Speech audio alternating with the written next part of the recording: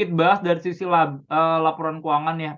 Ini BTN, in overall labanya masih naik, cuman nggak signifikan ya 1,7%.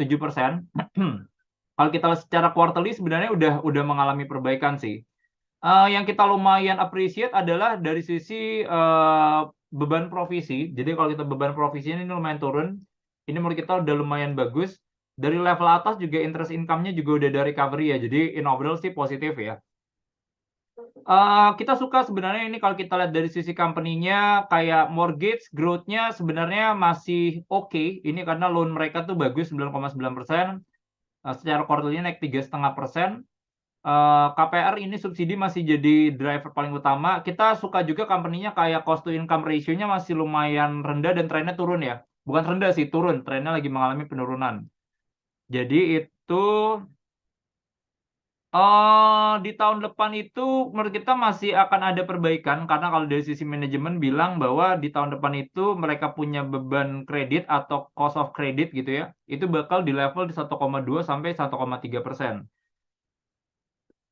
Habis itu kita juga appreciate karena mereka kan lagi lumayan banyak masuk ke segmen-segmen yang sebenarnya itu resikonya tinggi, cuman yield-nya juga tinggi gitu ya, kayak home equity loan, soft loan, itu growth-nya tuh sampai 170%, 10,6% gitu. Jadi ini lumayan positif sih ya.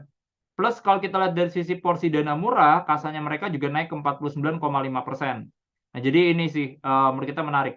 Nah, cuman yang agak hati-hati ya tipikalnya ini ya BTN ya. Ini LDR-nya cukup tinggi, sekarang posisinya adalah 98%. NPL-nya juga sedikit naik ya, sedikit naik ke level 3,5%. Nah, sebenarnya company-nya bagus ya menurut kita ya. Plus ibaratnya mereka tuh lagi ongoing sebenarnya. Ini yang paling penting sih sebenarnya. Jadi mereka tuh lagi ada proses buat beresin aset mereka.